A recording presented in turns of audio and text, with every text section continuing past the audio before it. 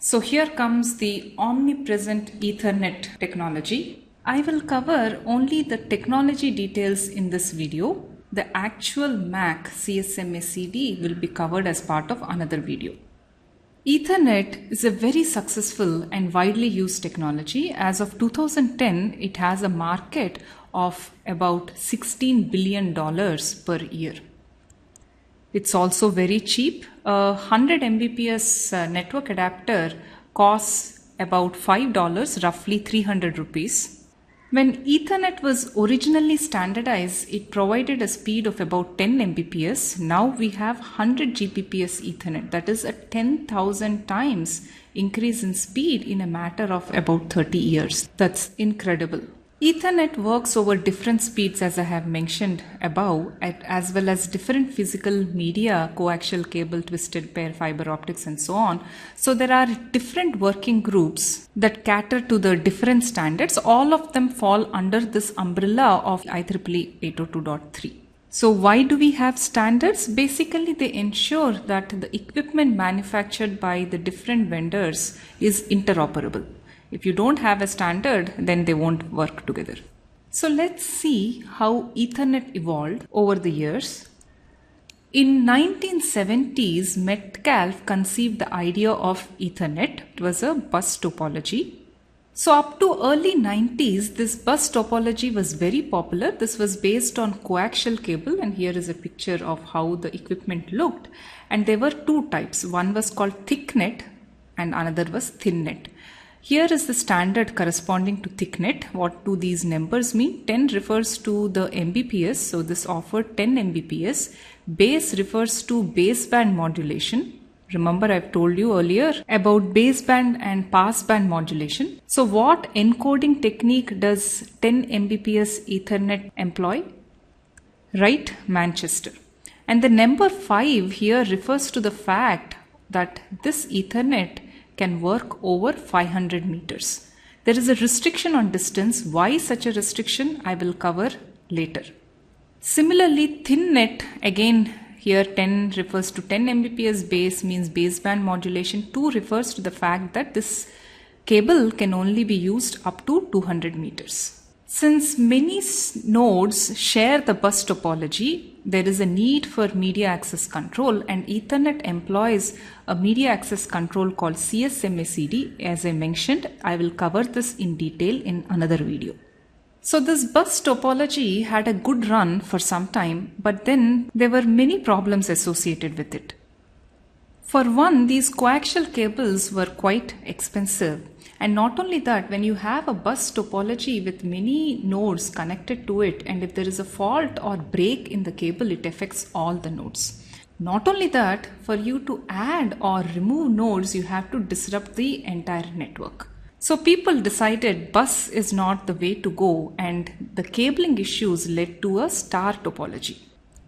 So in star topology, the hosts were connected through what is called a hub or a switch. I'll get to this shortly. And various standards emerged catering to this. 10 base T refers to the fact that it is 10 Mbps Ethernet operating over twisted pair. T stands for twisted pair. This is 100 base T, which is 100 Mbps Ethernet operating over twisted pair. This is also called fast Ethernet.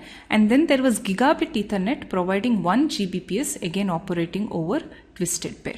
So this move to twisted pair reduced the cost of Ethernet significantly because most buildings already had twisted pairs installed in them. Why? Because this is the same link that is used as part of telephone network. So now you have very low cost technology. Not only that, the star topology made network management as well as debugging the networks very easy. For example, if there was a fault here, this wouldn't disrupt the other nodes. And also it is easy to identify where the fault is as part of the hub design.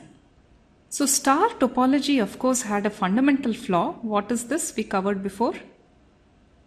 Basically that if the hub or switch failed, then of course the whole network failed. But this equipment was designed carefully to be more reliable. So their failures were rather rare. Now what is this hub or a switch? Hub is nothing but a physical layer repeater. All it does is it takes bits from one link and puts it out on all link at the same rate after boosting up the energy. This boosting is done so that the signal can travel over longer distances. A hub does no frame buffering. It does not even implement a MAC protocol. So using a hub, you could interconnect the different hosts in this particular fashion. One thing to note here is you cannot connect a 10 base T hub with a 100 base T hub.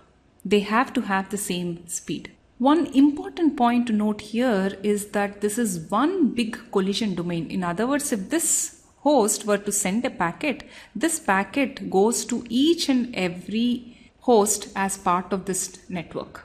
So if two hosts were to simultaneously send a packet, it is going to result in a collision. That is why you need a media access control as part of this particular topology. So a hub can increase the distance, but this is not a whole lot. There are many restrictions in the use of hubs as well as the length of the cables. For example, in 10 base T, a host, the computer to a hub distance should be under 100 meters. And you can have at most 4 such repeaters or hubs leading to an overall network diameter of only 500 meters. In 10 base 5, which is coaxial cable based, you can have a distance of up to 500 meters between the terminal, the computer and the hub, and you can have at most 4 repeaters leading to a diameter of about 2.5 kilometers. By network diameter, I basically mean the distance between, maximum distance between two hosts that are within the same collision domain. In 100 base T, where the speed has increased to 100 Mbps, again the terminal to hub distance, because you're using twisted pair, is 100 meters. This is wrong. This is 100 meters. And you could use only at most 2 repeaters. And in this case, the diameter has reduced to just 200 meters. Why these restrictions in terms of distance? This has got more to do with the MAC protocol rather than attenuation, as this will become clear when I cover the CSMA-CD MAC protocol. Not only that, the maximum number of hosts that can be part of one single collision domain is again restricted to 1024. Again, this has to do with the MAC protocol. But this you can guess as to why. Why do you think we want to limit the number of hosts within a collision domain?